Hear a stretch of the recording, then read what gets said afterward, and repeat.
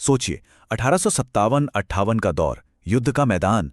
एक तरफ आधुनिक हथियारों से लैस विशाल ब्रिटिश सेना और उनके सामने सिर्फ एक रानी। पीठ पर एक छोटा बच्चा बंधा है और दोनों हाथों में तलवारें बिजली की तरह चल रही हैं। रोंगटे खड़े कर देने वाला दृश्य है ना? ये कोई फिल्मी सीन नहीं, हमारा असल इतिहास है। आज के इस विश्लेषण में हम उस अदम्य साहस और उस लेजेंड की कहानी को डिकोड करेंगे जिन्हें दुनिया। आपने बचपन में ये पंक्तियां जरूर सुनी होंगी, खूब लड़ी मर्दानी वो तो झांसी वाली रानी थी।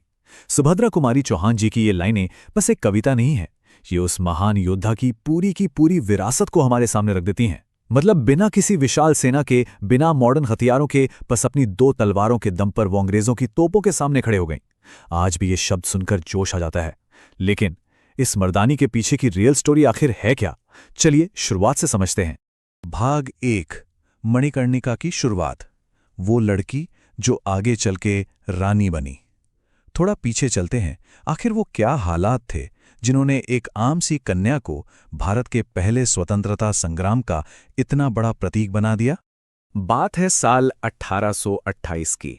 वाराणसी में एक बच्ची का जन्म हुआ और नाम रखा गया मणिकर्णिका। बचपन से ही, मतलब एकदम छोटी उम्र से ही, तीरंदाजी और तलवारबाजी उनके लिए खेल जैसे थे। किस्मत देखिए, जब वो महज 4 साल की थीं, उनकी मां भागीरथी जी का निधन हो गया। फिर 1842 में उनकी जिंदगी ने एक बड़ा मोड़ लिया। उनका विवाह झांसी के महाराजा गंगाधर राव नेवालकर के साथ हुआ और बस इसी विवाह के बाद देवी लक्ष्मी के सम्मान में उन्हें वो नाम मिला जो इतिहास के पन्नों में हमेशा के लिए दर्ज हो गया, रानी लक्ष्मीबाई। अब यहां एक बात समझना बहुत जरूरी है। उस समय झांसी कोई छोटी मोटी रियासत नहीं थी। ये एक बेहद अमीर और समृद्ध राज्य था। और सच कहूं तो इसी भारी भरकम दौलत ने लगातार अपना विस्तार कर रहे ब्रिटिश साम्राज्य की लालची नजरों को अपनी ओर खींच लिया था। अंग्रेज तो बस मौके की तलाश में थे। जब तक महाराजा जीवित थे, अंग्रेज कुछ कर नहीं पाए। लेकिन असली इम्तिहान तो अभी बाकी था।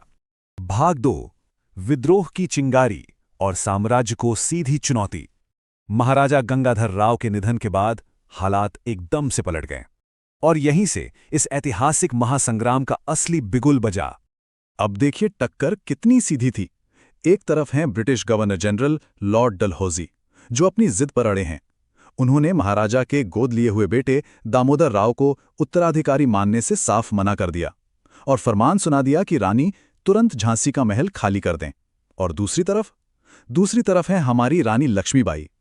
उन्होंने बिना डरे इस अन्याय के आगे झुकने से एकदम इनकार कर दिया। महल छोड़ना तो दूर, उन्होंने सीधे युद्ध की घोषणा कर दी। ये अपने आप में एक अभूतपूर्व फैसला था। अब आप सोच रहे होंगे कि इस घोषणा के बाद क्या हुआ। खैर, युद्ध के असल मैदान में उतरने से हफ्तों पहले ही अंग्रेजों ने अपनी चाल चल दी। उन्होंने झांसी के महल की पूरी तरह से घेराबंदी कर दी। मतलब अंदर से बाहर और बाहर से अंदर जाने का हर रास्ता बंद। कोई मदद नहीं, कोई रसद नहीं। जरा इस सिचुएशन की कल्पना कीजिए। एक तरफ रानी की छोटी सी सेना है जिनके पास गिने चुने हथियार हैं, और बाहर खड़ी है मॉडर्न तोपों और बंदूकों से लैस अंग्रेजों की विशाल फौज।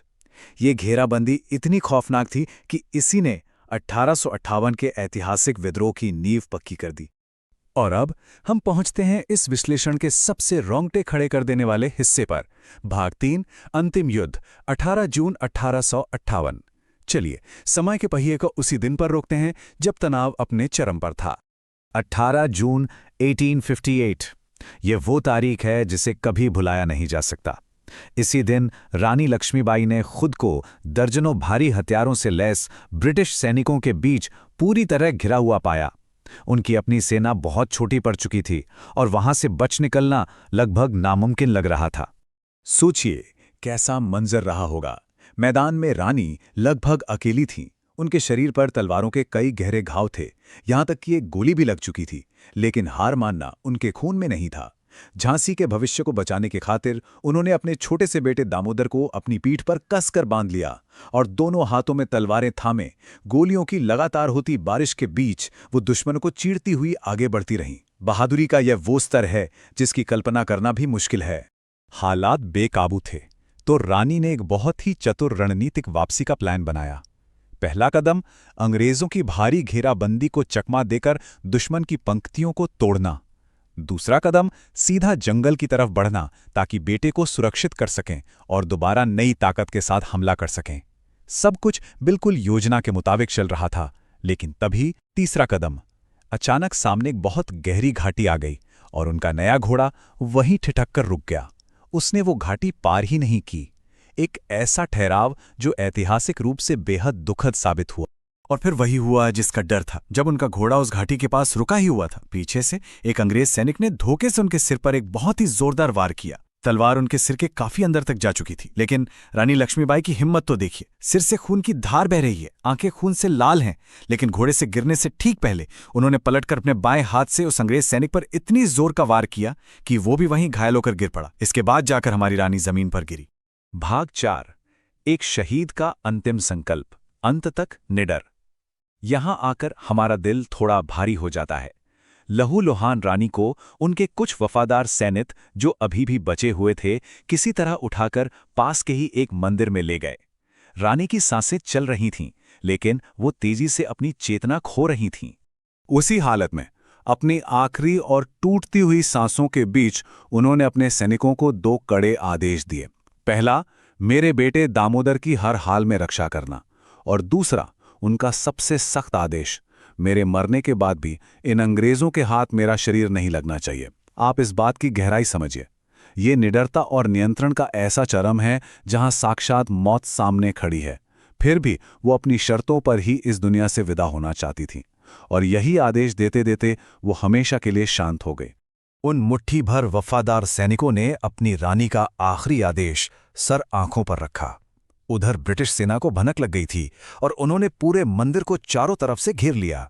बाहर से गोलियों की अंधाधुंध बारिश हो रही थी और अंदर बचे हुए वो चंद सैनिक अपनी आखिरी सांस तक लड़ रहे थे।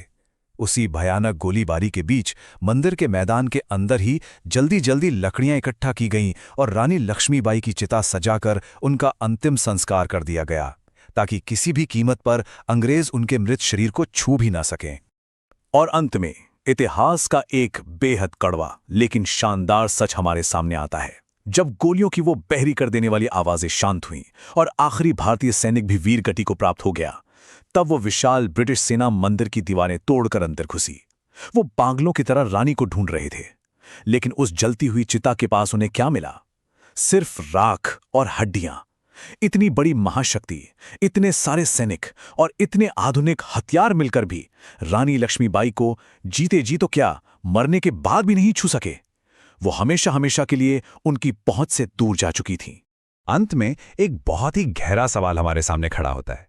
रानी लक्ष्मीबाई का ये सर्वोच्च बलिदान आज की दुनिया में जब हमारे सामने नामुमकिन सी दिखने वाली मुश्किलें खड़ी हों, तो उनके खिलाफ लड़ने के हमारे नजरिए को कैसे आकार देता है? किसी भी राजनीतिक बहस से दूर ये कहानी हमें एक बहुत बड़ी सीख देती है कि असली हार घुटने टेकने में है, संघर्ष करने में नहीं। इसी विचार के साथ हमारा आज का ये विश्लेषण यहीं समाप्त होता है। सोचिएगा जरूर।